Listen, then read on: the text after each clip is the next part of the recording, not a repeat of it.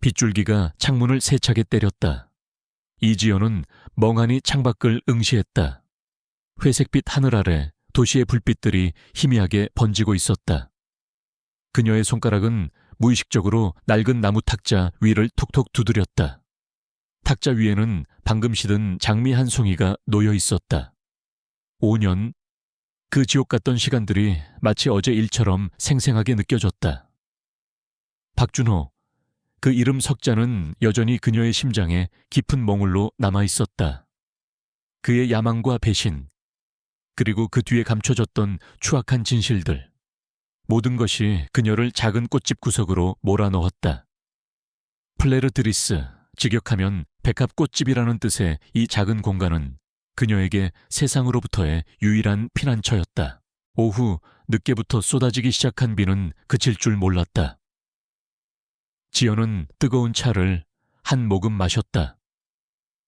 찻잔의 온기가 그녀의 얼어붙은 손을 녹였지만 마음속 깊이 박힌 한기는 여전했다. 결혼 생활은 달콤한 꿈 같았다. 준호의 따뜻한 미소와 다정한 말들은 그녀에게 세상의 전부였다. 그러나 그 모든 것은 정교하게 짜인 연극에 불과했다. 그가 그녀에게 접근했던 이유는 오직 하나, 그녀의 가족이 가진 재산을 노린 것이었다. 그녀의 아버지가 갑작스러운 사고로 쓰러지고 회사가 위기에 처하자 준호는 태도를 180도 바꾸었다. 따뜻했던 눈빛은 차갑게 식었고 다정했던 목소리는 비수가 되어 그녀의 심장을 찔렀다. 결국 그는 그녀의 모든 것을 빼앗고 그녀를 철저히 농락한 채 떠나갔다. 그의 뒤에는 늘 탐욕과 야망이라는 그림자가 따라다녔다. 결혼 생활 내내 그녀는 남편의 야망이 얼마나 거대한지 미처 알지 못했다. 그저 그가 꿈을 향해 나아가는 모습이 멋있다고만 생각했다. 하지만 그 꿈의 바탕에는 그녀의 순진한 믿음과 가족의 희생이 깔려 있었다는 것을 뒤늦게 깨달았다. 이혼 후 지연은 모든 것을 잃었다. 가족의 재산은 박준호의 손에 넘어갔고 그녀는 오랫동안 사회로부터 격리된 채 절망에 빠져 살았다. 그녀를 지탱해준 유일한 것은 낡은 아파트 한 채와 작은 꽃집이었다. 이 꽃집은 그녀의 어머니가 젊은 시절 꿈꿨던 공간이었고 지연은 그 꿈을 이어가기 위해 발버둥 쳤다. 지연 씨, 퇴근하네요. 비가 너무 많이 오는데. 파트타임 직원인 미나 씨가 걱정스러운 듯 말했다. 미나 씨는 유일하게 그녀에게 편안함을 주는 존재였다. 지연은 억지로 미소 지으며 고개를 저었다. 조금만 더 있다가요. 이 비에 손님은 없을 테니. 그녀는 사실 혼자만의 시간을 더 가지고 싶었다. 비 오는 날이면 유난히 과거의 기억들이 생생하게 되살아났다. 그날도 이렇게 비가 억수같이 쏟아지는 날이었다. 준호가 다른 여자와 함께 호텔을 나서는 모습을 목격한 날. 우산도 없이 비를 맞으며 서 있던 그녀에게 준호는 차가운 눈빛으로 말했다. 이제 너는 더 이상 내게 필요 없어. 네 가족의 모든 것은 내 손에 들어왔으니. 그 말은 그녀의 세상이 무너지는 소리였다. 심장이 찢어지는 고통 속에서도 그녀는 한마디도 할 수 없었다. 그저 멍하니 서서 그가 차가운 빛 속으로 사라지는 모습을 지켜볼 수밖에 없었다. 지연 씨, 정말 괜찮아요. 안색이 너무 안 좋아요. 미나 씨가 다시 한번 물었다. 네, 괜찮아요. 그냥 비 때문에 그런가 봐요. 미나 씨, 먼저 퇴근하세요. 조심히 가세요. 미나 씨가 퇴근한 후 꽃집에는 정적만이 감돌았다. 빗소리만이 유일한 배경음악이 되었다. 지연은 익숙한 동작으로 시든 꽃잎을 정리했다. 하나하나 마치 그녀의 상처받은 마음을 어루만지듯이 조심스럽게. 그녀는 어둠 속에서 스스로를 단련시켰다. 누구도 믿지 않고 그 어떤 유혹에도 흔들리지 않겠다고 다짐했다. 과거의 나약한 이지연은 죽었다. 이제는 아무것도 그녀를 무너뜨릴 수 없을 것이라고 스스로에게 되뇌었다. 그녀는 꽃집 문을 잠그고 밖으로 나섰다. 빗줄기는 여전히 거셌다. 우산을 들었지만 거센 비바람에 소용이 없었다. 그녀는 늘 걷던 길을 따라 발걸음을 옮겼다. 낡은 상점들 사이로 좁은 골목길이 이어져 있었다. 어둠과 비가 뒤섞여 시야를 가렸다. 그 순간 지연의 시야에 뭔가가 번개처럼 스쳐 지나갔다. 빗물 웅덩이 위로 미끄러지는 검은 그림자. 이오메어. 놀란 그녀가 비명을 지르며 뒷걸음질 쳤다. 동시에 쿵 하는 둔탁한 소리가 들렸다. 검은 그림자는 움직이지 않았다. 지연은 조심스럽게 다가갔다. 어둠 속에서 희미하게 보이는 것은 다름 아닌 작은 강아지였다. 검은 털에 얼룩덜룩 빗물이 젖어 있었고 한쪽 다리를 절고 있었다. 강아지의 눈은 공포와 고통으로 가득 차 있었다. 이런, 괜찮니? 지연은 망설임 없이 강아지에게 손을 내밀었다. 강아지는 처음에는 경계하는 듯 움찔했지만 그녀의 부드러운 손길에 이내 몸을 맡겼다. 녀석의 천은 차가웠고 작은 몸은 덜덜 떨고 있었다. 지연은 품에 안은 강아지를 보며 마음이 아팠다. 버려진 듯한 이 작은 생명체에게서 그녀는 왠지 모르게 자신의 모습을 보았다. 과거의 그녀도 이처럼 혼자 남겨져 비를 맞으며 떨고 있지 않았던가. 그녀는 강아지를 품에 안고 발걸음을 재촉했다. 빨리 집에 가서 녀석의 상처를 치료해줘야 했다. 그러던 중이었다. 좁은 골목길 모퉁이를 막 돌아서려는 순간 굉음과 함께 밝은 불빛이 그녀의 눈을 강타했다. 긱! 타이어가 비명 지르는 소리가 빗소리를 뚫고 울려 퍼졌다. 지연은 눈을 질끈 감았다. 품에 안은 강아지를 더 강하게 끌어안았다. 충돌은 피할 수 없는 듯했다. 그녀의 심장이 발이 멎을 듯이 뛰어올랐다. 이대로 모든 것이 끝나는 걸까? 5년 전 그날처럼 다시 한번 절망 속으로 가라앉는 걸까? 그러나 충격은 오지 않았다. 대신 그녀의 허리를 감싸는 단단한 팔이 느껴졌다. 순간적으로 몸이 회전하며 그녀는 누군가의 품에 안겼다. 차가운 빗물이 그녀의 얼굴을 때렸지만 그 품은 놀랍도록 따뜻하고 견고했다. 괜찮으십니까? 낮고 깊은 목소리가 귓가를 스쳤다. 지연은 천천히 눈을 떴다. 눈앞에는 빗물에 젖은 채 자신을 내려다보는 남자의 얼굴이 있었다. 짙은 눈썹, 날카로운 콧날, 그리고 깊이를 알 수 없는 눈동자. 그의 얼굴은 어둠 속에서도 또렷하게 빛났다. 마치 조각처럼 완벽했지만 어딘가 모르게 차가운 기운이 감돌았다. 그는 고급스러운 검은색 정장 차림이었고 빗물에 젖었음에도 불구하고 흐트러짐 없는 위압감을 풍겼다. 그의 뒤에는 비상등을 깜빡이며 멈춰선 검은색 세단이 보였다. 지연은 순간적으로 숨을 멈췄다. 그의 눈빛은 꿰뚫어 보는 듯했고 그녀는 왠지 모르게 그의 시선 앞에서 모든 것이 투명하게 드러나는 기분이었다. 품에 안겨있던 강아지가 작게 낑낑거렸다. 남자는 시선을 강아지에게로 옮겼다. 그의 눈빛에 아주 미묘한 변화가 스쳤지만 지연은 그것이 무엇인지 알아차릴 수 없었다. 다치신 데는 없으시고요. 그가 다시 한번 물었다.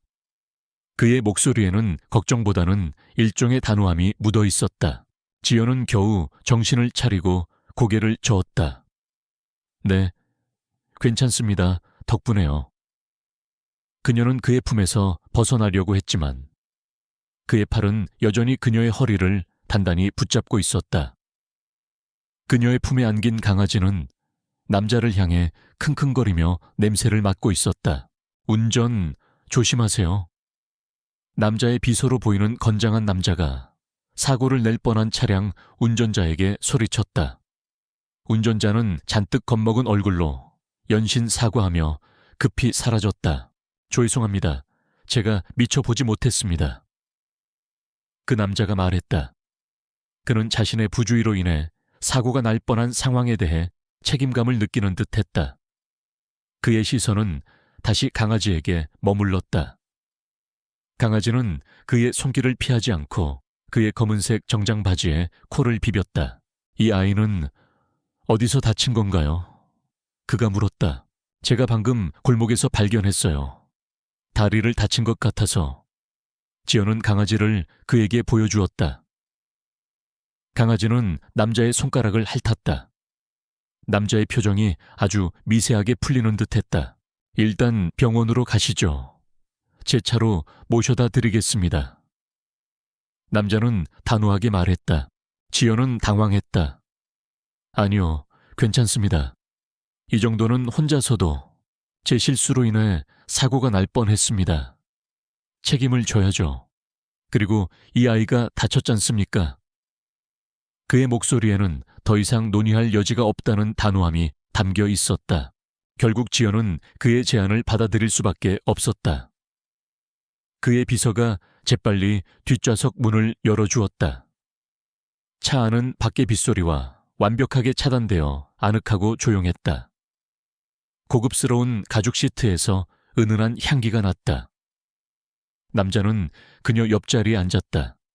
그의 존재감이 차 안을 가득 채웠다.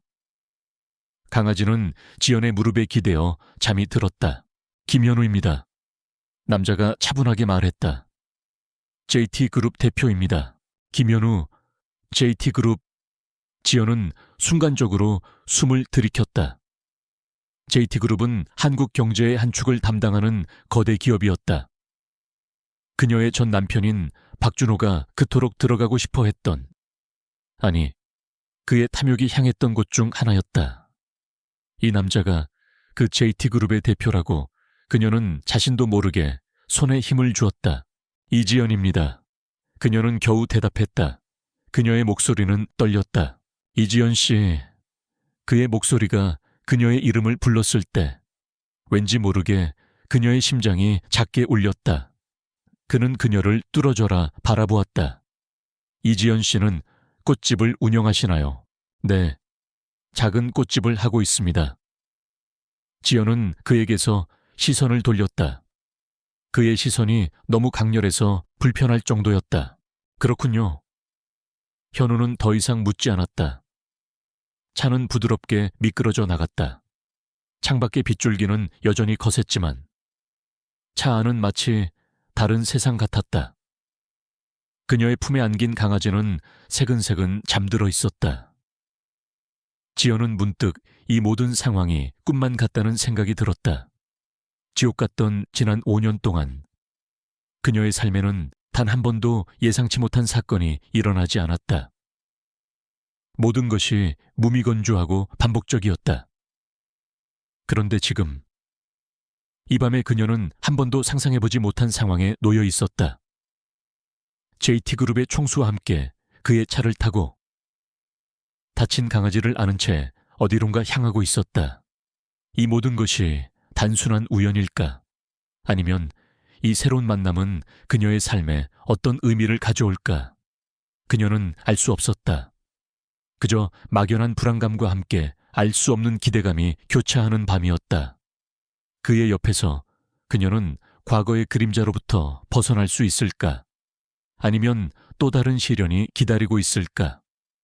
그녀의 손은 강아지의 부드러운 털을 조심스럽게 쓰다듬었다. 몇 주가 흘렀다.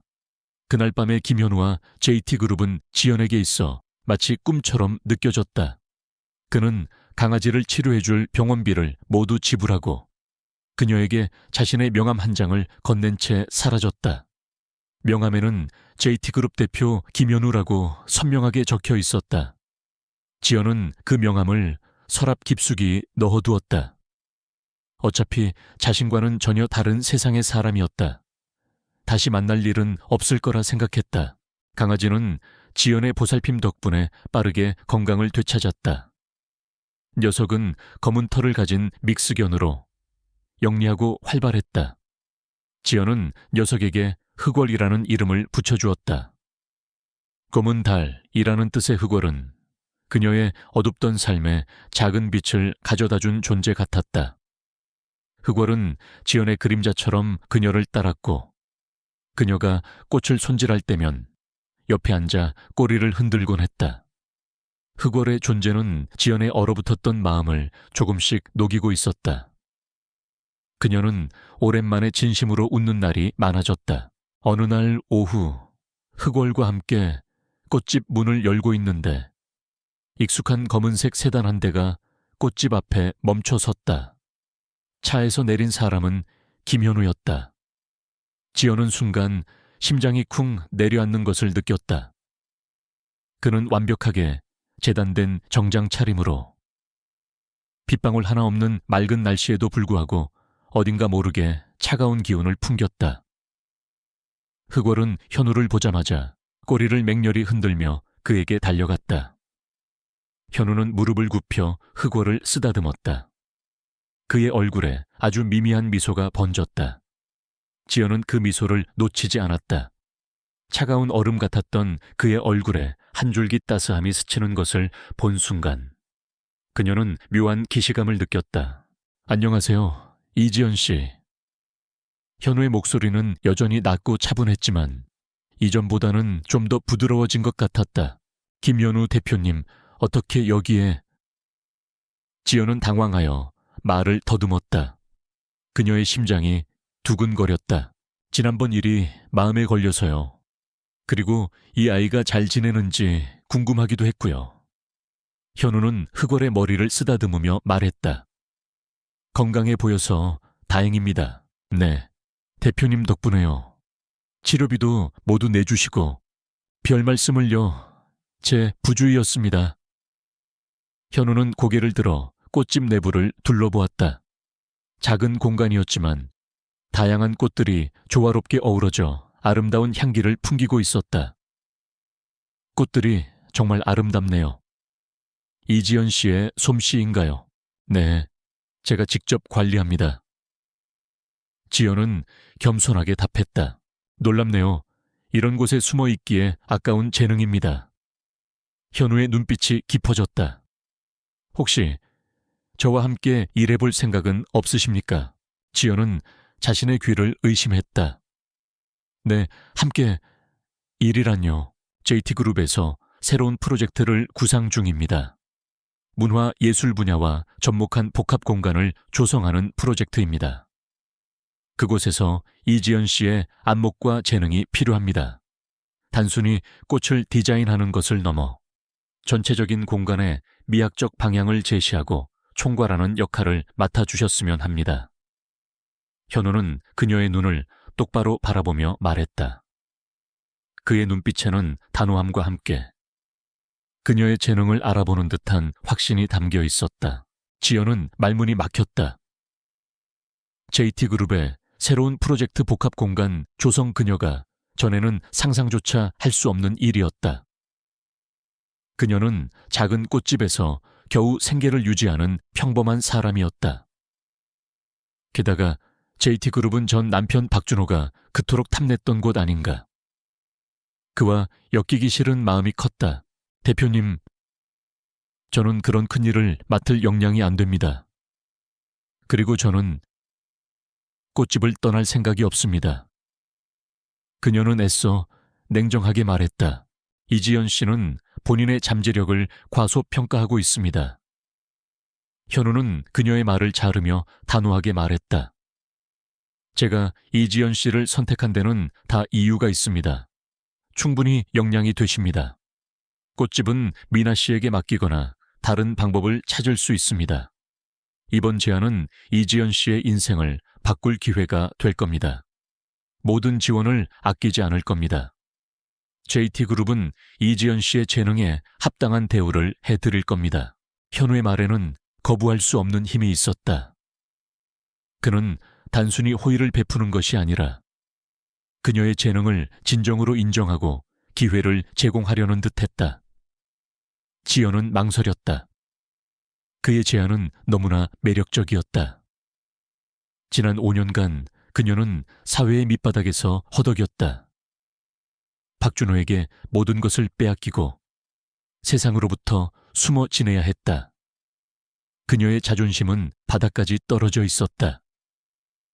하지만 이 제안은 그녀가 다시 세상으로 나설 수 있는 발판이 될지도 모른다는 희망을 주었다. 동시에 어쩌면 이것이 박준호에게 그녀가 얼마나 변했는지 보여줄 수 있는 기회가 될 수도 있다는 생각도 들었다. 복수심보다는 스스로의 가치를 증명하고 싶다는 욕구가 그녀의 마음속에서 꿈틀거렸다. 생각할 시간을 주십시오. 지연은 마침내 입을 열었다. 얼마든지요. 하지만 기회는 항상 있는 것이 아닙니다. 이 제안은 이지연 씨에게만 드리는 겁니다. 현우는 의미심장한 미소를 지었다. 현우가 돌아간 후 지연은 밤새도록 잠을 이룰 수 없었다. 그녀는 JT그룹의 웹사이트를 찾아보고 김현우 대표에 대한 기사들을 검색했다. 그는 젊은 나이에 JT그룹을 물려받아 빠르게 성장시킨 천재적인 경영인이었다. 미디어에 거의 노출되지 않는 신비로운 인물이었지만 그의 경영 능력과 냉철한 판단력에 대한 찬사는 끊이지 않았다. 그의 과거는 베일에 쌓여 있었고 그것은 그녀의 호기심을 자극했다. 그리고 그의 눈빛, 그 깊은 눈빛 속에 숨겨진 무언가가 그녀를 계속해서 잡아끌었다. 결국 지연은 현우의 제안을 받아들이기로 결심했다. 그녀는 미나 씨에게 꽃집을 잠시 맡아달라고 부탁했다. 미나 씨는 그녀의 결정을 진심으로 축하해 주었다. 지연 씨, 그동안 너무 힘들었잖아요. 이제는 빛을 볼 때가 된 거예요. 미나 씨의 따뜻한 말에 지연은 눈시울이 붉어졌다. JT그룹으로 출근하는 첫날, 지연은 오랜만에 정장을 차려입었다. 거울 속 자신의 모습은 5년 전 나약했던 그녀와는 사뭇 달랐다. 눈빛에는 단호함이 서려 있었고 얼굴에는 알 수 없는 결의가 엿보였다. 흑월은 그녀의 발치에 앉아 꼬리를 흔들었다. 흑월아, 나 잘할 수 있을까? 흑월은 마치 그녀의 말을 알아듣는 듯 낑낑거리며 그녀의 손을 핥았다. JT그룹 본사 건물은 압도적인 위용을 자랑했다. 거대한 로비를 지나 엘리베이터에 몸을 실었다. 그녀가 도착한 곳은 최상층에 위치한 김현우 대표의 집무실, 바로 옆 공간이었다. 그녀의 직책은 복합문화공간 프로젝트 총괄 디렉터였다. 이름만 들어도 어깨가 무거워지는 자리였다. 이지연 디렉터님, 환영합니다. 현우의 비서인 강 비서가 그녀를 맞이했다. 강 비서는 그날 밤 사고 현장에도 있었던 건장한 남자였다. 대표님께서 디렉터님을 많이 기다리셨습니다. 곧 회의가 시작될 예정이니 잠시 후 대표님 집무실로 와주십시오. 지연은 지정된 사무실로 들어섰다. 깔끔하고 모던한 인테리어. 창밖으로는 서울 시내가 한눈에 내려다 보였다. 그녀는 심호흡을 했다. 이곳은 그녀가 다시 시작하는 곳이었다. 박준호가 그녀에게서 빼앗아갔던 모든 것, 그녀의 자존심과 가치를 되찾을 기회였다. 첫 회의는 예상보다 훨씬 순조로웠다. 현우는 그녀에게 프로젝트의 전반적인 방향과 목표를 명확하게 설명해 주었다. 그는 그녀에게 절대적인 신뢰를 보여주며 자유롭게 아이디어를 제시할 수 있도록 독려했다. 지연은 그의 기대에 부응하기 위해 최선을 다했다. 그녀는 탁월한 미적 감각과 섬세한 디테일로 프로젝트 팀원들을 놀라게 했다. 그녀의 손길이 닿는 곳마다 새로운 생명력이 불어넣어지는 듯했다. 이지연 디렉터님, 정말 대단하십니다. 한 팀원이 감탄하며 말했다. 대표님께서 왜 그렇게 디렉터님을 극찬하셨는지 이제 알겠습니다. 지연은 뿌듯함과 동시에 묘한 책임감을 느꼈다. 그녀는 밤낮 없이 프로젝트에 매달렸다. 새로운 환경은 그녀에게 활력을 불어넣어 주었다. 그녀는 잠시 잊고 지냈던 자신의 재능과 열정을 다시 발견했다. 현우는 그녀의 노력을 항상 주시하고 있었다. 그는 종종 그녀의 사무실을 방문하여 프로젝트 진행 상황을 확인하고 필요한 것이 없는지 세심하게 살폈다. 그의 눈빛은 여전히 깊고 알 수 없었지만 지연은 그에게서 따뜻한 지지와 신뢰를 느꼈다. 어느 날 저녁, 현우는 지연을 자신의 집무실로 불렀다. 넓은 창밖으로는 서울의 야경이 그림처럼 펼쳐져 있었다. 이지연 디렉터님, 요즘 정말 수고가 많으십니다. 프로젝트 진행 상황이 제가 예상했던 것보다 훨씬 빠르고 만족스럽습니다. 대표님의 전폭적인 지원 덕분입니다. 지연은 진심으로 감사했다. 겸손해 하지 마십시오. 이지연 디렉터님의 능력입니다. 현우는 테이블 위에 놓인 서류 뭉치를 가리켰다. 그리고 이 프로젝트에 대해 더 깊은 이야기를 나누고 싶습니다. 사실 이 프로젝트는 단순한 상업적 목적만을 가진 것이 아닙니다. 지연은 궁금증이 커졌다. 현우의 표정은 진지했다. 네, 대표님. 이 복합 공간은 제가 어린 시절을 보냈던 곳과 밀접한 관련이 있습니다. 그리고 저에게는 이 프로젝트를 통해 이루고 싶은 개인적인 목표도 있습니다. 현우의 눈빛이 흔들렸다. 그의 목소리에는 설명하기 어려운 감정이 실려 있었다. 오랫동안 묻혀있던 진실을 밝히고 억울하게 희생된 이들을 위한 정의를 실현하는 것. 그것이 제가 JT그룹을 다시 일으켜 세운 진정한 이유입니다. 지연은 충격을 받았다. 단순한 사업 기회라고 생각했던 것이 아니었다. 현우 역시 그녀처럼 과거의 그림자와 싸우고 있었던 것이다. 그의 눈빛에 담긴 깊은 슬픔과 결의가 그녀의 마음을 흔들었다. 그녀는 그제야 현우의 차가운 외면 뒤에 숨겨진 복잡한 내면을 조금이나마 이해할 수 있었다. 그는 단순히 총수가 아니라 그녀처럼 상처받고 고뇌하는 인간이었다. 그의 이야기는 그녀의 호기심을 더욱 자극했고 동시에 그에게 알 수 없는 유대감을 느끼게 했다. 그녀는 그와 함께 이 프로젝트를 성공시켜야 한다는 강한 책임감을 느꼈다. 어쩌면 이것이 그녀와 현우가 연결된 진정한 이유일지도 모른다고 생각했다. 김현우 대표의 집무실을 나선 후 이지연의 마음속에는 복잡한 감정들이 뒤엉켰다.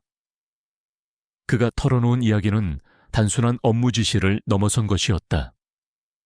그의 눈빛에서 읽을 수 있었던 깊은 고뇌와 상처는 그녀 자신의 과거와 겹쳐지며 묘한 동질감을 불러일으켰다. JT그룹의 복합문화공간 프로젝트는 더 이상 그녀에게 단순한 일이 아니었다. 그것은 김현우라는 한 남자의 아픔과 열망이 담긴 어쩌면 그녀 자신의 치유의 과정이 될 수도 있는 중요한 의미를 지니게 되었다. 지연은 다음 날부터 프로젝트에 더욱 깊이 몰두했다. 그녀는 현우가 제시한 공간의 컨셉과 그의 이야기를 바탕으로 아이디어들을 구체화하기 시작했다. 단순히 아름다운 공간을 만드는 것을 넘어 방문하는 사람들에게 진정한 위로와 영감을 줄 수 있는 곳으로 만들고 싶었다. 그녀는 직접 발로 뛰며 다양한 문화 공간을 탐방하고 전문가들과 만나 의견을 교환했다. 그녀의 열정과 섬세함은 팀원들 사이에서도 존경을 받았다. 프로젝트는 순조롭게 진행되었다. 지연은 자신의 능력을 마음껏 펼칠 수 있었고 JT그룹이라는 거대한 조직의 지원 아래 그녀의 아이디어는 현실이 되어갔다. 그녀는 김현우와의 교류를 통해 그가 겉으로는 차갑고 냉철해 보이지만 내면에는 따뜻함과 깊은 배려심을 지닌 사람이라는 것을 깨달았다. 그는 그녀의 의견을 항상 존중해 주었고 그녀가 어려움에 처했을 때는 언제든 도움의 손길을 내밀었다. 그들의 관계는 단순한 상사와 부하 직원을 넘어 서로를 이해하고 신뢰하는 동반자로 발전하고 있었다. 흑월 역시 현우를 따랐다. 현우가 꽃집에 들를 때면 흑월은 늘 꼬리를 흔들며 그를 방였고 현우 역시 흑월을 쓰다듬으며 조용히 미소 짓곤 했다. 흑월은 그녀에게 가족이었지만 동시에 현우와 그녀를 이어주는 묘한 끈 같았다. 어느덧 몇 달이 흘렀다. JT그룹의 복합문화공간 프로젝트는 언론과 대중의 뜨거운 관심을 받았다. 혁신적인 기획과 압도적인 규모로 완공 전부터 화제의 중심에 섰다. 그리고 그 중심에는 프로젝트 총괄 디렉터인 이지연의 이름이 있었다. 그녀는 더 이상 작은 꽃집의 주인이 아니었다. 그녀는 재능과 실력을 겸비한 성공한 커리어 우먼으로 변모했다. 하지만 행복은 늘 짧은 순간에 불과한 것일까? 그녀의 삶에 다시 어둠의 그림자가 들이오기 시작했다. JT그룹에서 주최하는 자선 갈라 행사였다. 서울의 가장 호화로운 호텔 연회장에서 열리는 이 행사는 정재계 인사들이 총출동하는 매우 중요한 자리였다. 이지연은 김현우의 비서강 비서와 함께 행사 준비를 총괄했다. 행사 당일 지연은 검은색 드레스를 입고 나타났다. 우아하면서도 기품 있는 그녀의 모습은 많은 사람들의 시선을 사로잡았다. 김현우는 그런 그녀를 보며 흐뭇하게 미소 지었다. 이지연 디렉터님, 오늘 정말 아름답습니다. 덕분에 행사가 더욱 빛이 나는군요. 그의 칭찬에 지연의 얼굴에는 희미한 미소가 번졌다. 김현우는 그녀와 함께 연회장 이곳저곳을 돌며 주요 인사들에게 그녀를 소개했다. 그녀의 이름이 불릴 때마다 사람들은 놀라움과 함께 존경의 눈빛을 보냈다. 5년 전 모든 것을 잃고 나락으로 떨어졌던 그녀의 모습은 온데간데 없었다. 그녀는 당당하고 자신감 넘치는 모습으로 그 자리에 서 있었다. 그때였다. 연회장 입구 쪽에서 웅성거리는 소리가 들렸다. 지연은 무심코 고개를 돌렸다. 그리고 그 순간 그녀의 심장이 얼어붙는 것을 느꼈다. 눈앞에 서 있는 남자, 검은색 슈트를 완벽하게 차려입은, 여전히 능글맞은 미소를 짓고 있는 그 남자, 박준호였다. 박준호는 몇 년 전과 비교할 수 없을 정도로 성공한 모습이었다. 그의 옆에는 화려한 드레스를 입은 여자가 팔짱을 끼고 서 있었다. 그는 JT그룹의 경쟁사인 태상그룹의 주요 임원들과 함께 연회장에 들어섰다. 그는 오랫동안 지연의 존재를 눈치채지 못하는 듯 했다. 하지만 연회장 중앙에 선 김현우와 그 옆에 이지연을 발견하는 순간 그의 얼굴에서 미소가 사라졌다. 그의 눈빛은 경악과 함께 분노로 번뜩였다. 이지연, 박준호는 믿을 수 없다는 듯 중얼거렸다. 그의 목소리에는 이전의 여유와는 다른 불안감 섞인 당혹감이 묻어 있었다. 지연은 박준호의 시선을 피하지 않았다. 아니, 피할 수 없었다. 그녀는 차갑게 식은 눈빛으로 그를 응시했다. 5년 전 그녀에게 모든 것을 빼앗고 잔인하게 버렸던 그 남자, 그녀의 삶을 지옥으로 만들었던 장본인, 그가 지금 그녀의 눈앞에 서 있었다. 하지만 이번에는 상황이 달랐다. 그녀는 더 이상 나약하고 상처받은 여자가 아니었다. 그녀는 김현우 대표의 강력한 지원을 받는 JT그룹의 핵심 인재였다. 박준호는 천천히, 그러나 단호하게 지연에게 다가왔다. 그의 얼굴에는 당혹감과 함께 억지로 꾸며낸 듯한 미소가 걸려 있었다. 이지연 씨, 여기서 만나다니 정말 놀랍네요. 그동안 어떻게 지냈습니까? 그의 목소리는 여전히 능글맞았지만 그녀는 그 속에서 숨길 수 없는 긴장감을 느꼈다. 김현우는 지연의 옆에 서서 차분하게 박준호의 접근을 주시하고 있었다. 그의 얼굴에는 어떤 표정 변화도 없었지만 지연은 그의 눈빛 속에서 미묘한 긴장감을 읽었다. 박준호 씨, 오랜만이네요. 지연은 침착하게 대답했다. 그녀의 목소리는 흔들림이 없었다. 덕분에 잘 지냈습니다. 박준호 씨도 사업이 번창하는 모양이네요. 태상그룹 임원들과 함께 오시다니. 그녀의 말 속에는 비꼬는 듯한 어조가 담겨 있었다. 박준호의 얼굴은 순간적으로 굳어졌다. 그는 태상그룹과의 관계를 드러내고 싶지 않았던 것 같았다. 하하, 어쩌다 보니 여기까지 오게 됐네요. 그는 어색하게 웃으며 시선을 현우에게로 돌렸다. 안녕하십니까. 김현우 대표님, 박준호입니다. 태상그룹과 협력 관계에 있습니다. 현우는 고개를 살짝 끄덕였을 뿐 아무 말도 하지 않았다. 그의 시선은 여전히 냉정하고 무표정했다. 박준호는 현우의 이런 반응에 당황한 듯했지만 이내 다시 능글맞은 표정으로 돌아왔다. 김현우 대표님 옆에 계신 분이 이지연 씨라니 정말 의외입니다. 두 분이 어떤 관계인지 궁금하네요. 그의 시선은 노골적으로 지연과 현우 사이를 오갔다. 질투와 탐색의 기운이 그의 눈빛에서 뿜어져 나왔다. 이지연 디렉터는 JT그룹 복합문화공간 프로젝트의 총괄 디렉터입니다. 저의 중요한 파트너죠. 현우가 차분하지만 단호하게 말했다. 그의 목소리에는 더 이상의 질문을 불허하는 듯한 위험이 실려 있었다. 박준호는 현우의 말에 순간적으로 얼굴을 찡그렸다.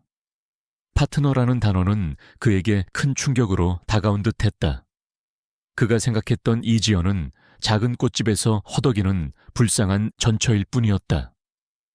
그런데 이제 그녀는 JT그룹의 핵심 프로젝트를 총괄하는 디렉터라니. 게다가 김현우 대표의 중요한 파트너라고 그의 머릿속은 혼란으로 가득 찼다. 동시에 질투와 분노가 치밀어 올랐다. 그는 그녀가 자신의 곁을 떠난 후에도 여전히 초라하고 비참하게 살아가기를 바랐을 것이다. 아, 그렇군요.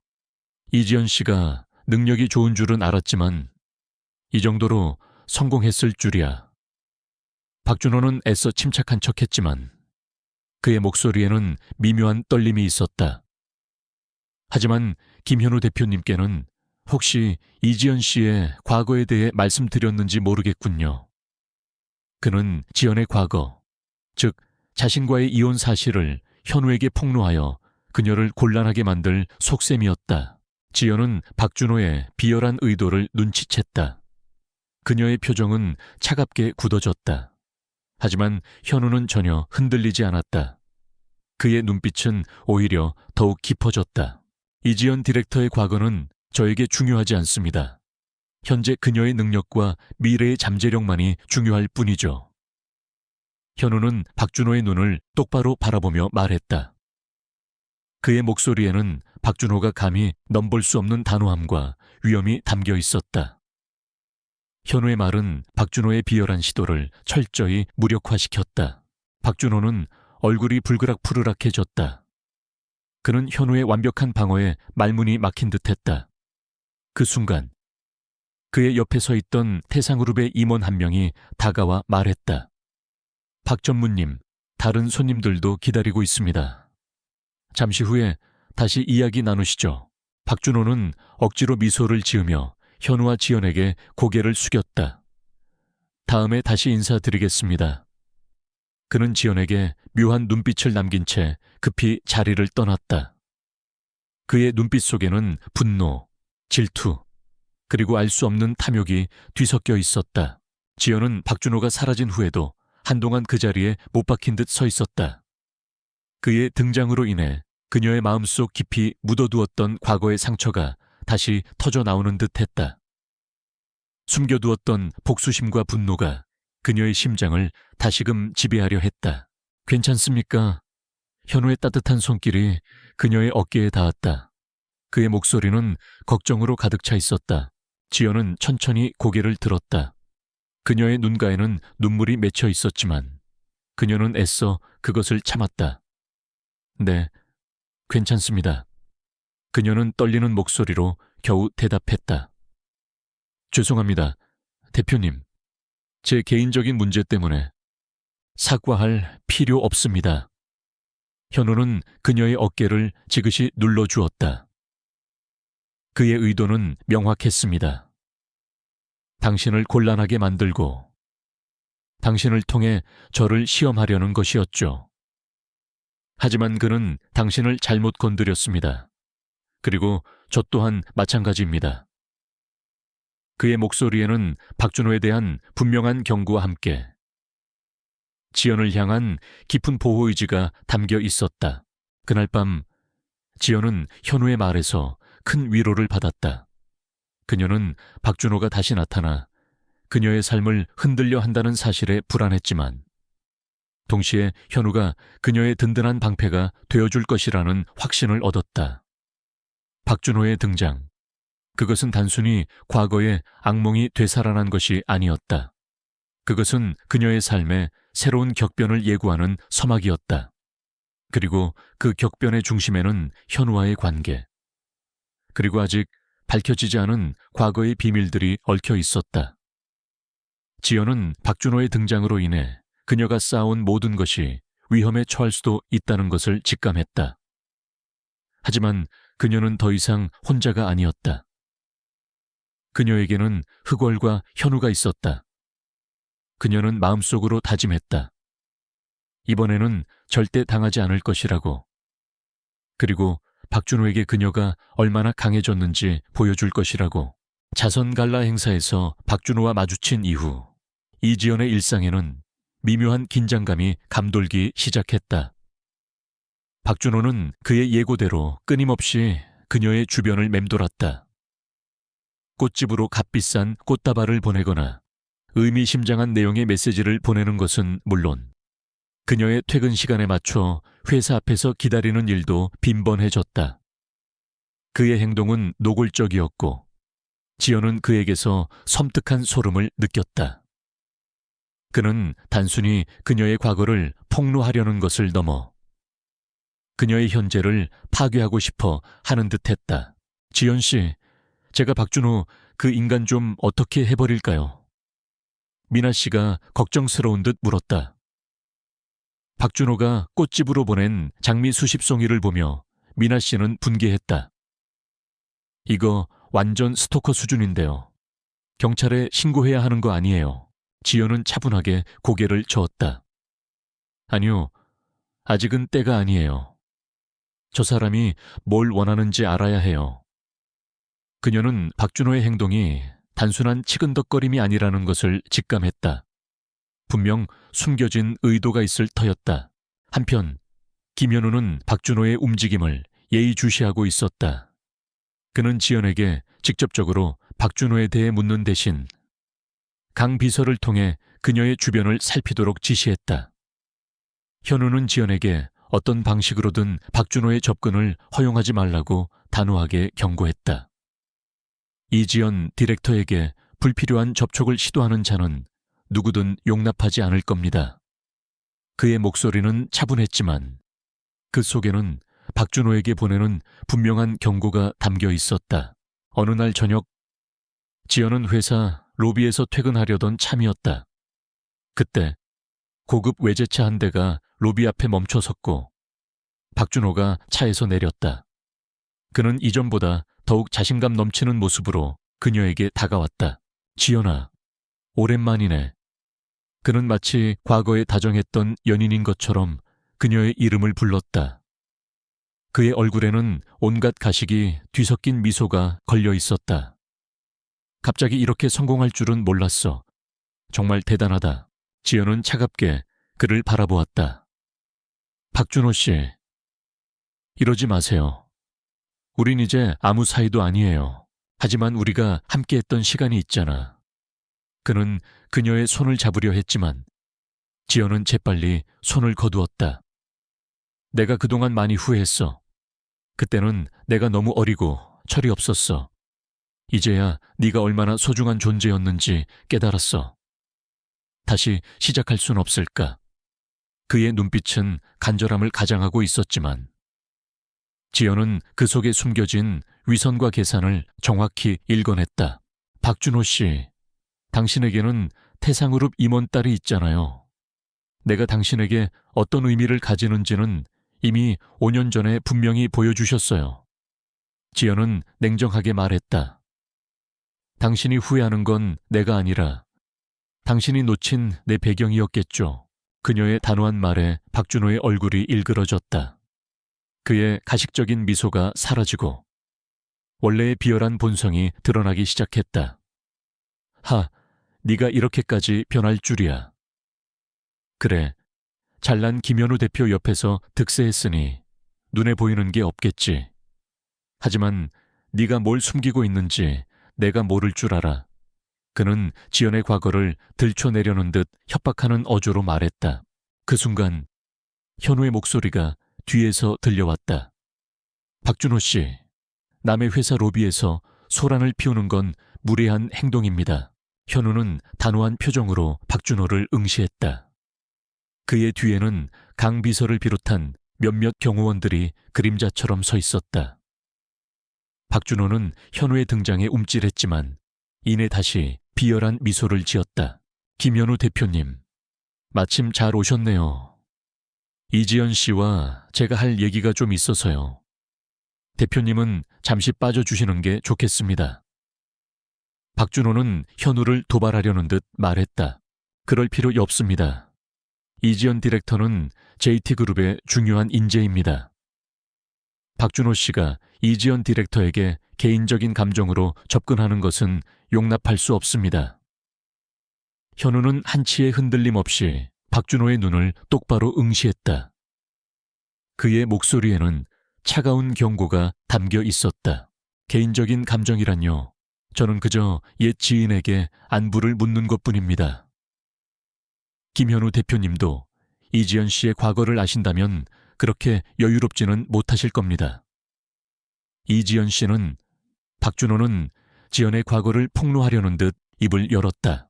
그 순간 현우는 박준호의 말을 잘랐다. 박준호 씨, 당신이 무슨 말을 하려는지는 알겠습니다. 하지만 이지연 디렉터의 과거는 이미 제가 모든 것을 파악하고 있습니다. 당신이 그녀에게 행했던 모든 불의와 비열함까지도요. 현우의 예상치 못한 발언에 박준호는 크게 당황했다.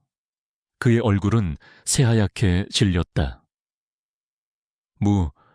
무슨 말을 하시는 겁니까? 당신은 이지연 디렉터뿐만 아니라 많은 사람들에게 피해를 입혔습니다. 당신의 탐욕과 거짓으로 쌓아올린 탑은 이제 무너질 때가 되었습니다. 현우의 목소리는 낮고 위협적이었다.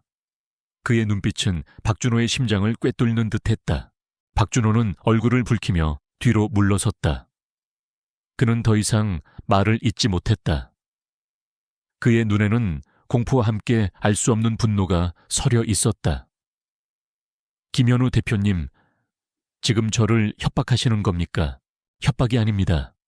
경고입니다. 다시는 이지연 디렉터에게 접근하지 마십시오.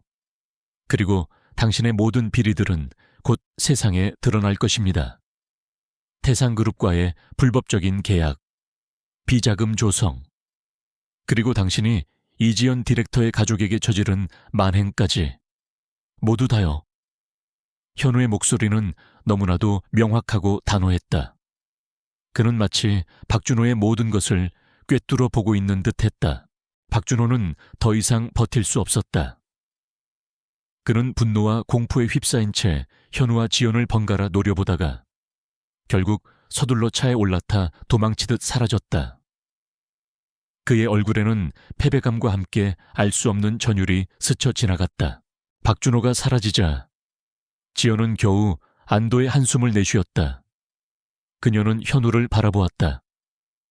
대표님, 어떻게 제 과거를 당신이 나에게 솔직하게 말해주지 않아도 당신의 눈빛과 행동에서 모든 것을 읽을 수 있었습니다. 그리고 박준호는 제가 한국으로 돌아온 이유 중 하나이기도 합니다. 현우는 차분하게 말했다. 그의 눈빛에는 지연을 향한 깊은 연민과 동시에 박준호에 대한 분명한 적대감이 서려 있었다. 박준호가 대표님과 관련이 있다니요. 지연은 혼란스러웠다. 그는 과거 저의 가족에게도 큰 피해를 입혔습니다. 당신의 아버지가 쓰러지게 된 사고와 당신 가족의 재산이 넘어간 과정에 박준호가 깊이 연루되어 있습니다. 그것은 단순한 우연이 아니었죠. 태상그룹과의 비자금 거래를 위한 계획적인 접근이었습니다. 저는 오랫동안 그 진실을 파헤치고 있었습니다. 당신의 가족 또한 그의 희생양이었던 겁니다. 현우의 목소리에는 분노가 서려 있었다. 지연은 충격으로 말을 잇지 못했다. 그녀의 아버지의 사고가 우연이 아니었다니. 박준호가 단순한 바람둥이가 아니라 처음부터 가족의 재산을 노린 치밀한 사기꾼이었다니. 그녀의 온몸이 떨려왔다. 그동안 그녀를 괴롭혔던 모든 의문들이 비로소 풀리는 듯했다. 동시에 그녀의 심장에는 박준호에 대한 극심한 증오와 분노가 다시금 치밀어 올랐다. 현우는 지연의 떨리는 어깨를 부드럽게 감싸주었다. 혼자 힘들어하지 마십시오. 이제 모든 진실을 함께 밝혀낼 때입니다. 당신은 더 이상 혼자가 아닙니다. 제가 당신 곁에 있습니다. 그의 목소리는 그녀에게 깊은 안정감을 주었다. 그의 따뜻한 손길은 그녀의 얼어붙었던 마음을 녹이는 듯했다. 그날 밤 지연은 현우의 품에서 한없이 울었다. 억울함, 분노, 슬픔, 그리고 안도감이 뒤섞인 눈물이었다. 그녀는 박준호에게 당했던 모든 고통들을 현우에게 털어놓았다.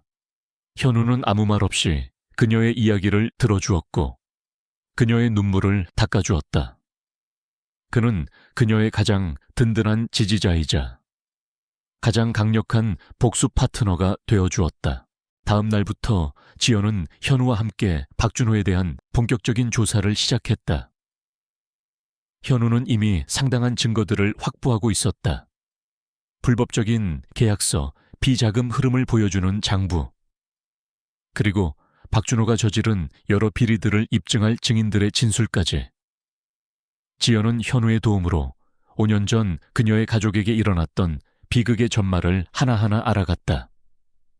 그녀의 아버지가 쓰러진 사고가 박준호가 고용한 사람들에 의해 조작되었다는 충격적인 사실까지 알게 되면서 그녀의 분노는 극에 달했다.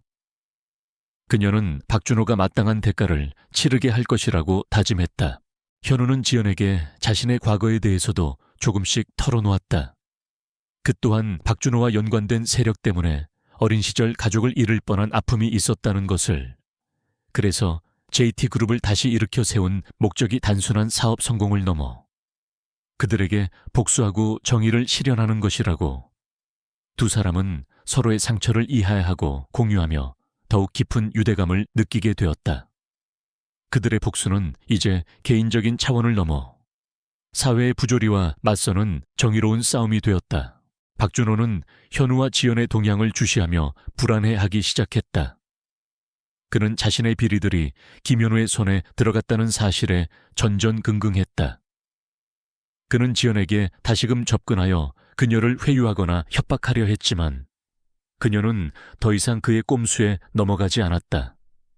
그녀는 박준호의 모든 행동을 녹음하거나 기록하며 현우에게 보고했다. 그녀의 눈빛은 더 이상 과거의 나약한 지연이 아니었다. 그녀는 복수를 향해 차갑게 빛나는 강인한 여인이 되어 있었다. 이 모든 것은 김현우라는 강력한 지원군이 있었기에 가능한 일이었다. 박준호는 알지 못했다. 그가 건드렸던 이지연이라는 여인이 이제 더 이상 혼자가 아니라는 것을, 그리고 그의 모든 악행이 곧 100일에 드러날 것이라는 것을. 박준호가 김현우에게 일방적으로 경고를 받은 후 그는 한동안 이지연의 주변에 직접적으로 나타나지 않았다. 그러나 그가 완전히 포기한 것은 아니었다. 그는 대신 교묘한 방법을 사용하기 시작했다. 태상그룹의 인맥을 동원해 JT그룹의 복합문화공간 프로젝트에 대한 악성 소문을 퍼뜨리거나 익명의 제보를 가장하여 언론에 이지연의 과거를 흘리려 시도했다.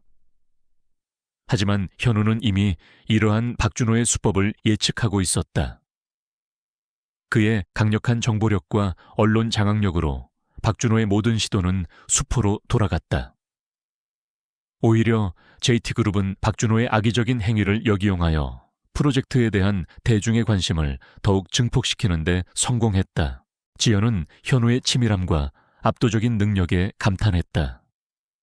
그는 단순히 총수가 아니라 거대한 음모의 배후를 파헤치고 정의를 실현하기 위해 모든 것을 계획하는 전략가였다. 현우는 지연에게 박준호에 대한 조사 진행 상황을 투명하게 공유했다. 그의 정보망은 상상 이상이었다. 박준호가 태상그룹과의 불법적인 거래를 통해 어떻게 자금을 세탁하고 비자금을 조성했는지, 그리고 이지연의 아버지 사고 배후에 어떤 거물이 있었는지까지 모든 퍼즐 조각들이 맞춰지고 있었다. 이것은 박준호가 저지른 모든 불법 행위와 관련된 증거 자료입니다. 현우는 자신의 집무실에서 지연에게 두툼한 서류 뭉치를 내밀었다. 당신의 아버님께서 사고를 당하신 날, 박준호는 태상그룹의 계열사와 비밀리에 회동했습니다. 그리고 그 사고는 단순한 교통사고가 아니라 당신 아버님 회사의 중요한 기밀 서류를 탈취하기 위한 계획적인 사고였습니다. 서류를 탈취한 후 박준호는 그 정보를 태상그룹에 넘기고 당신 가족의 재산을 가로채는 데 활용했죠. 지연은 서류를 받아들었다. 손끝이 떨렸다. 아버지의 사고가 조작되었다는 사실은 그녀에게 가장 큰 충격이었다. 그녀는 박준호가 단지 탐욕스러운 남자라고만 생각했다. 하지만 그는 살인교사까지 서슴지 않는 악마였다. 그녀의 눈에서는 분노의 불꽃이 이글거렸다. 이런 파렴치한 짓을 어떻게 그들은 당신 가족의 재산뿐만 아니라 당신 아버님의 회사 기술까지 노렸습니다. 박준호는 태상그룹에게 당신 아버님의 회사를 넘기는 대가로 막대한 이익을 취했죠. 이지연 씨의 가족이 무너진 것은 박준호의 계산된 배신과 태상그룹의 야합의 결과였습니다. 현우의 목소리에는 차가운 분노가 실려 있었다. 지연은 서류를 꽉 움켜쥐었다. 그녀의 손톱이 종이를 파고들었다. 이 모든 것이 사실이라니. 그녀는 지난 5년 동안 자신이 얼마나 억울하게 당해왔는지 깨달았다. 그녀의 삶이 철저히 유린당한 것이었다. 그럼 이제 어떻게 해야 하죠? 모든 증거를 확보했습니다. 이제 이 모든 것을 세상에 공개하고 그들이 마땅한 대가를 치르게 할 때입니다. 현우는 지연의 눈을 똑바로 바라보았다. 이지연 씨, 준비되셨습니까? 이 진실을 밝히는 데에는 용기와 강인함이 필요할 겁니다. 그들은 쉽게 물러서지 않을 겁니다. 지연은 고개를 끄덕였다. 그녀의 눈빛에는 두려움 대신 강한 결의가 서려 있었다. 네, 대표님.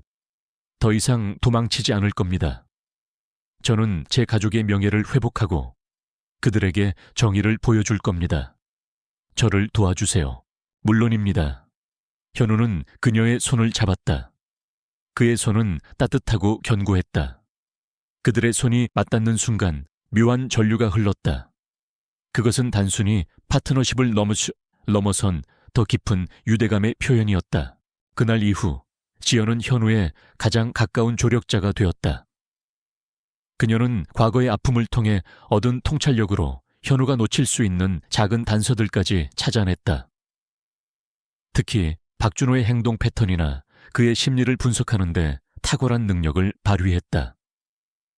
그녀는 박준호의 악행을 증명할 결정적인 증거들을 찾아내기 위해 현우의 정보팀과 함께 밤샘 작업을 마다하지 않았다. 그리고 뜻밖에도 흑월이 결정적인 단서를 제공했다. 어느 날 밤, 지연은 흑월과 함께 산책을 하고 있었다. 흑월은 갑자기 킁킁거리며 냄새를 맡더니 어느 낡은 창고 앞에서 멈춰 섰다. 녀석은 창고 문을 긁으며 낑낑거렸다. 지연은 의아했지만 흑월이 이렇게까지 집착하는 모습은 처음이었다. 흑월은 마치 그 안에 무언가 중요한 것이 있다는 듯이 계속해서 창고 문을 노려보았다. 지연은 현우에게 이 사실을 알렸다. 현우는 즉시 사람들을 보내 창고를 조사했다. 창고 안은 먼지가 수북이 쌓여 있었고 겉보기에는 아무것도 없어 보였다. 그러나 흙월이 집요하게 긁었던 벽 한 구석에서 낡은 마루 밑으로 이어진 비밀 공간이 발견되었다. 그 안에는 오래된 서류 상자가 숨겨져 있었다. 서류 상자 안에는 충격적인 내용물이 들어 있었다. 박준호가 태상그룹과 맺은 모든 불법 계약서의 원본, 그리고 지연의 아버지가 쓰러졌던 사고 당일, 박준호가 모종의 인물과 주고받은 통화 기록과 메시지 내역이 담긴 녹취록이 발견되었다. 특히 녹취록에는 박준호가 직접 그녀의 아버지를 해치고 서류를 빼앗으라는 지시를 내리는 충격적인 내용이 담겨 있었다. 그리고 박준호가 오랫동안 사용해왔던 차명 계좌의 내역까지. 그 어떤 조작도 불가능한 확실한 증거들이었다. 흙월이 발견한 이 증거들은 박준호의 모든 거짓말을 무너뜨릴 결정적인 증거였다. 흙월이 이런 걸 찾을 줄이야. 현우는 놀라움과 함께 흙월을 쓰다듬었다. 흙월은 꼬리를 흔들며 현우의 손을 핥았다. 흙월은 단순한 강아지가 아니었다. 그녀와 현우의 만남을 이어준 존재이자 이제는 정의를 위한 싸움의 중요한 열쇠를 제공한 존재가 되었다. 현우는 서류 상자에서 발견된 모든 증거들을 분석했다. 특히 녹취록에서 박준호와 통화했던 그림자 같은 인물의 정체를 추적하기 시작했다. 그 인물은 태상그룹에 숨겨진 실세이자 현우의 가족에게도 과거에 큰 피해를 입혔던 인물임이 드러났다. 현우가 한국으로 돌아온 진짜 이유. 그것은 단순히 박준호에게 복수하는 것을 넘어 그 배후에 숨겨진 거대한 악의 세력을 뿌리 뽑기 위함이었다. 이지연 씨, 우리는 이제 더 큰 그림을 보게 되었습니다. 박준호는 그저 하나의 도구에 불과했습니다. 그 뒤에는 훨씬 더 거대하고 추악한 세력이 있습니다. 그들을 무너뜨려야만 모든 것이 제자리를 찾을 수 있습니다. 현우의 눈빛은 비장했다. 지연은 현우의 말에 고개를 끄덕였다. 그녀의 개인적인 복수가 이제 사회의 정의를 실현하는 거대한 싸움으로 확대되었다. 두 사람은 서로에게 의지하며 더욱 굳건한 동맹 관계를 맺었다. 그들은 밤낮으로 작전을 구상했다. 이 모든 증거들을 어떻게 효과적으로 세상에 공개하고 박준호와 그 배후 세력을 한 번에 무너뜨릴 수 있을지 그들은 결정적인 순간을 기다렸다. 박준호가 태상그룹과의 계약을 통해 대규모 투자를 유치하는 중요한 기자회견. 그 자리에서 모든 진실을 폭로하기로 했다. 그것은 박준호에게 가장 치명적인 타격이 될 것이며 동시에 사회 전체에 큰 파장을 일으킬 것이 분명했다.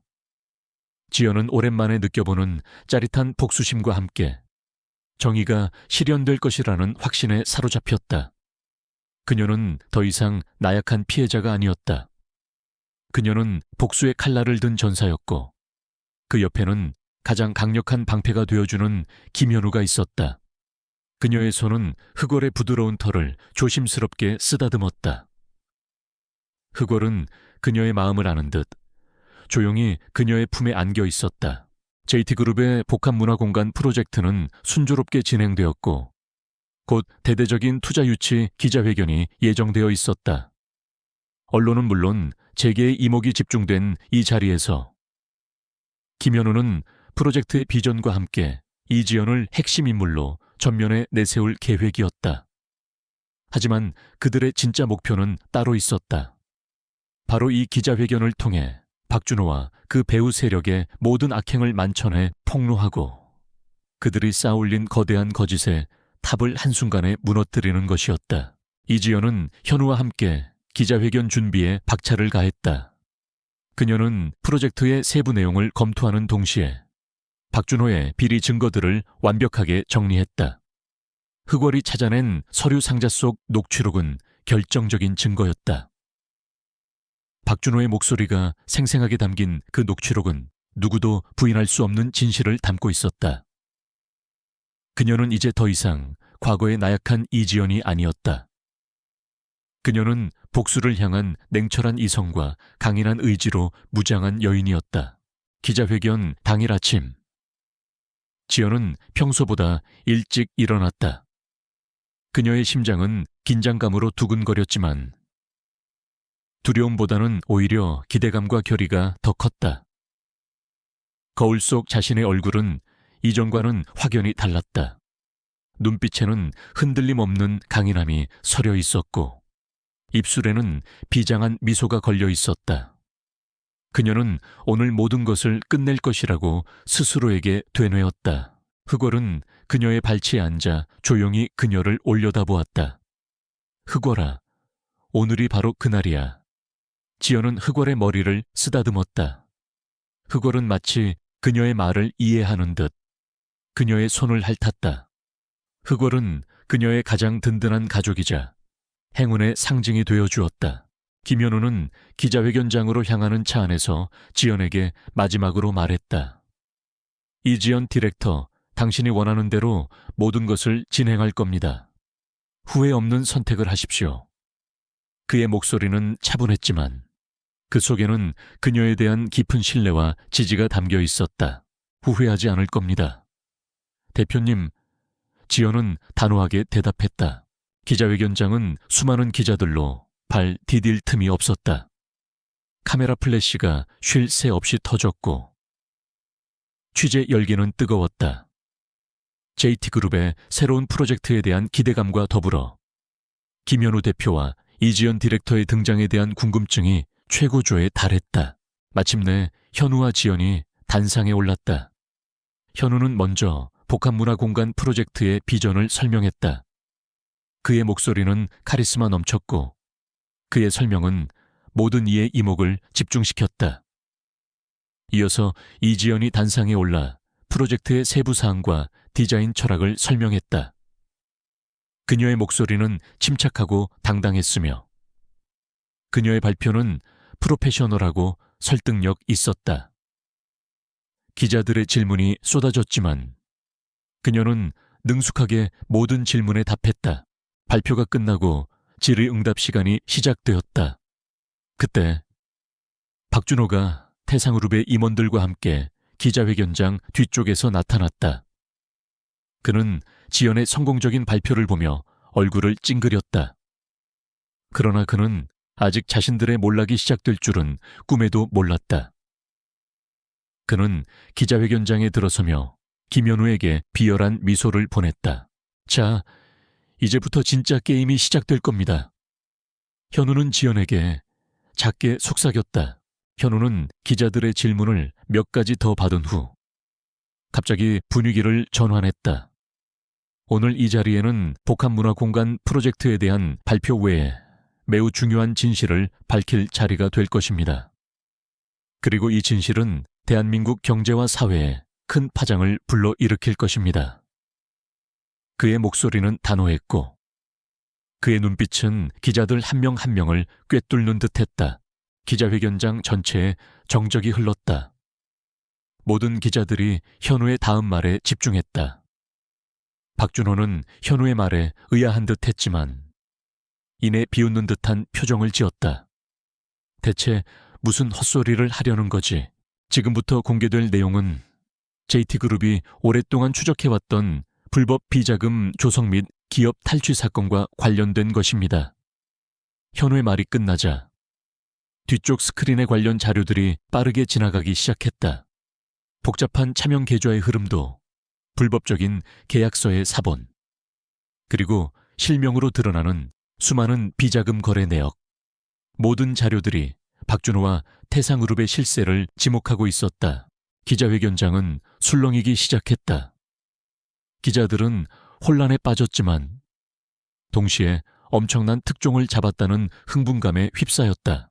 이 모든 비리의 중심에는 태상그룹의 실세인 강 회장과 오늘 이 자리에 참석한 박준호 씨가 있습니다. 현우는 박준호의 이름을 직접적으로 언급했다. 박준호는 얼굴이 창백해졌다. 그는 자신의 이름이 언급되자 믿을 수 없다는 듯 현우를 노려보았다. 무슨 헛소리입니까? 지금 저를 모함하는 겁니까? 그는 격분하여 소리쳤다. 모함이 아닙니다. 진실입니다. 현우는 단호하게 말했다. 그리고는 지연에게 고갯짓을 했다.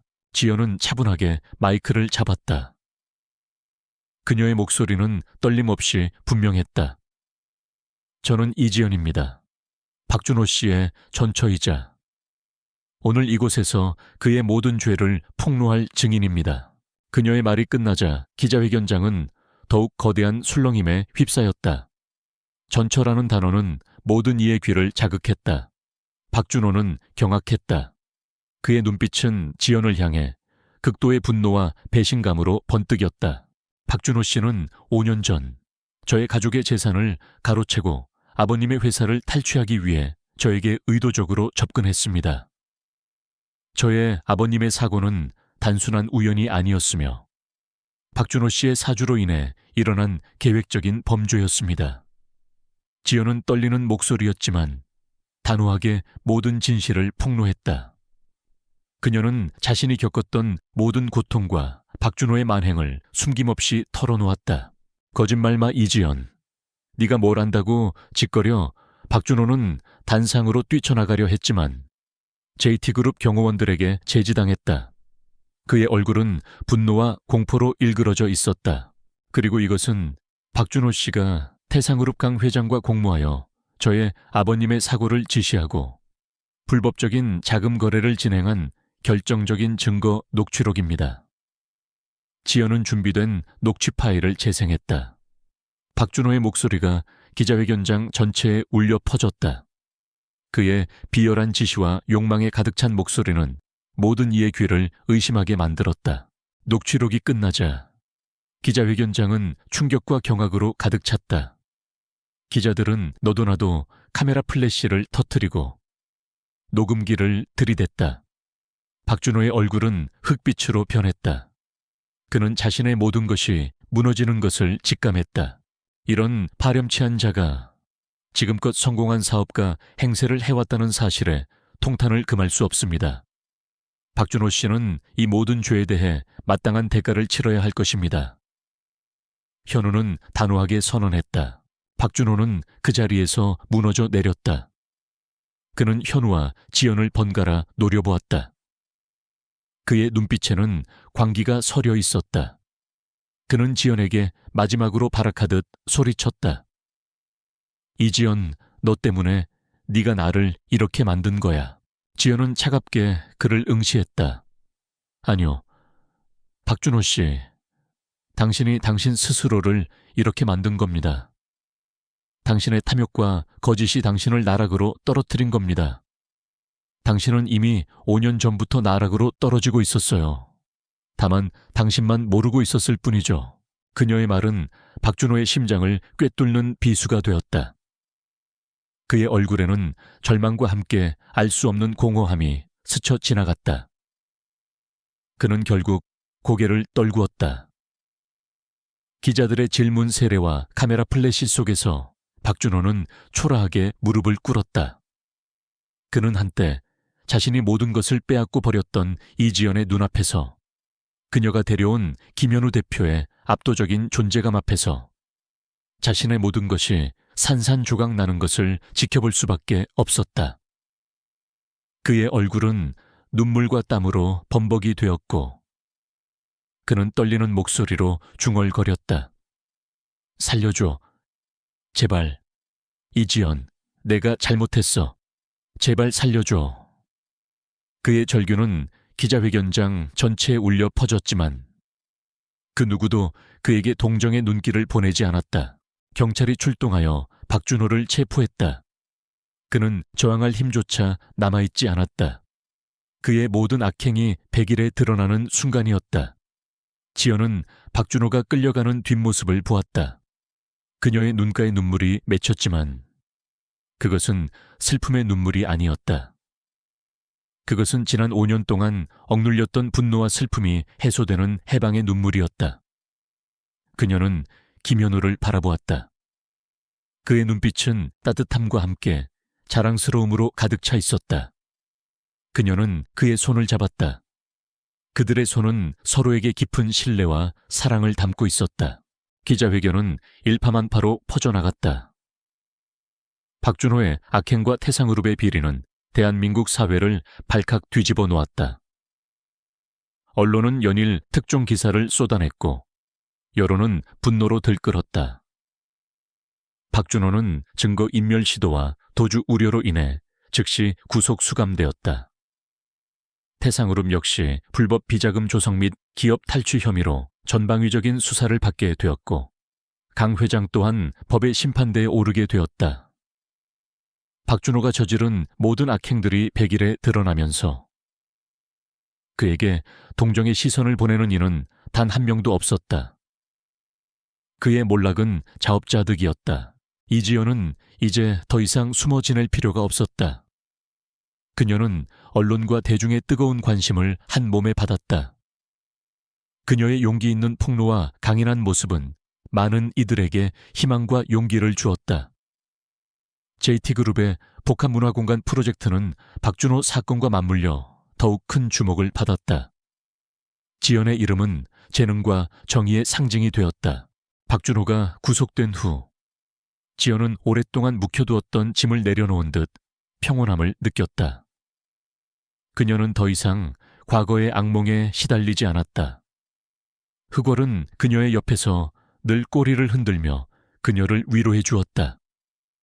흑월의 존재는 그녀에게 사랑과 치유의 상징이었다. 김현우는 지연에게 변함없는 지지와 사랑을 보여주었다. 기자회견 이후 그들의 관계는 더욱 공고해졌다. 그는 더 이상 그녀의 든든한 조력자를 넘어 그녀의 삶에서 없어서는 안 될 소중한 존재가 되었다. 현우 역시 박준호와 강 회장을 뿌리 뽑음으로써 오랫동안 짊어지고 있던 가족의 한을 풀 수 있었다. 그의 얼굴에는 오랜만에 진정한 평온함이 깃들었다. 어느 날 저녁, 현우는 지연을 자신의 집무실로 불렀다. 창밖으로는 서울의 화려한 야경이 그림처럼 펼쳐져 있었다. 현우는 지연의 손을 잡았다. 그의 눈빛은 부드럽고 따뜻했다. 이지연 씨, 그동안 정말 수고 많으셨습니다. 당신 덕분에 모든 진실이 밝혀지고 정의가 실현될 수 있었습니다. 대표님 덕분입니다. 대표님이 아니었다면 저는 여전히 어둠 속에서 헤매고 있었을 거예요. 지연은 현우의 손을 마주 잡았다. 저는 그저 당신이 빛을 발할 수 있도록 작은 길을 열어주었을 뿐입니다. 당신의 용기와 강인함이 이 모든 것을 가능하게 했습니다. 현우는 지연의 머리카락을 부드럽게 쓸어 넘겼다. 이제 당신은 더 이상 과거에 얽매이지 않아도 됩니다. 모든 것이 제자리를 찾았습니다. 지연의 눈가에 눈물이 맺혔다. 그것은 지난 아픔과 고통이 녹아내리는 치유의 눈물이었다. 그녀는 지난 5년 동안 자신이 얼마나 힘들게 살아왔는지, 얼마나 많은 것을 포기해야 했는지 떠올랐다. 하지만 이제 모든 것이 끝났다. 그녀는 자유로웠다. 대표님, 정말 감사드립니다. 제 삶을 다시 찾아주셨어요. 이지연 씨, 현우는 그녀의 눈을 깊이 바라보았다. 그의 목소리에는 진심이 담겨 있었다. 저는 당신에게 단순한 감사를 표하고 싶은 것이 아닙니다. 저는 당신과 함께 남은 삶을 보내고 싶습니다. 저의 동반자가 되어 주겠습니까? 지연은 놀라움에 숨을 들이켰다. 그녀는 예상치 못한 고백에 심장이 터질 듯이 뛰었다. 그녀는 현우의 눈빛에서 진심을 읽을 수 있었다. 그가 그녀를 단순한 파트너가 아닌 삶의 동반자로 여기고 있다는 것을. 그녀의 눈에서는 뜨거운 눈물이 흘러내렸다. 네 대표님. 좋아요. 지연은 흐느끼며 고개를 끄덕였다. 그녀는 현우의 품에 안겼다. 그의 품은 따뜻하고 안전했다. 그녀는 그 품에서 비로소 진정한 행복을 느꼈다. 몇 달 후, 지연은 JT그룹에서 잠시 휴직을 하고 자신의 꿈을 펼치기 시작했다. 그녀는 플레르트 리스를 더 큰 규모의 복합문화 공간으로 확장했다. 꽃뿐만 아니라 다양한 예술 작품들을 전시하고 사람들에게 위로와 영감을 주는 치유의 공간으로 만들었다. 그녀의 공간은 대중들에게 큰 사랑을 받았고 매일 수많은 사람들이 그녀의 작품과 스토리에 공감하며 찾아왔다.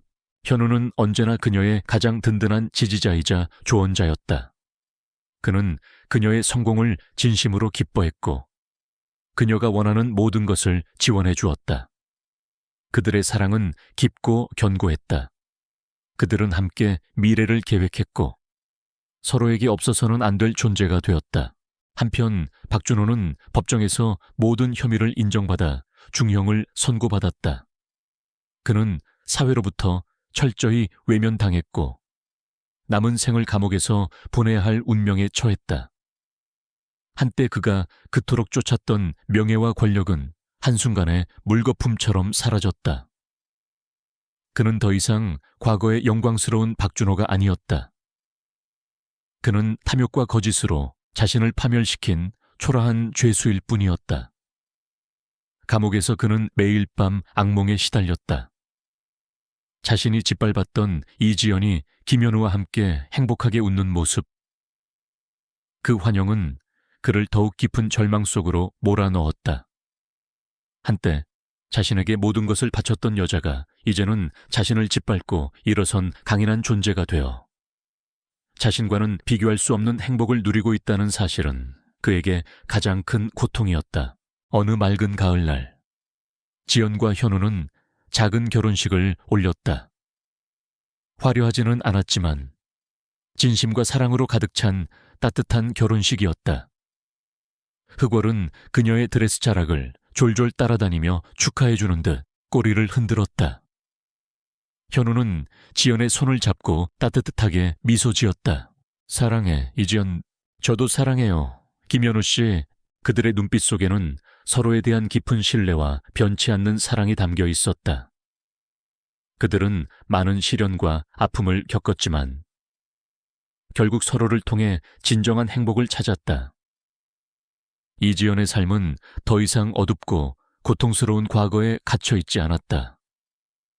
그녀는 스스로의 힘으로 어둠을 헤쳐나왔고 사랑과 치유, 그리고 진정한 자아를 발견했다. 그녀는 나약한 피해자가 아닌 자신의 삶을 주체적으로 이끌어가는 강인한 여성으로서 새로운 미래를 향해 나아갔다. 그녀의 이야기는 수많은 이들에게 깊은 감동과 희망을 전해주었다.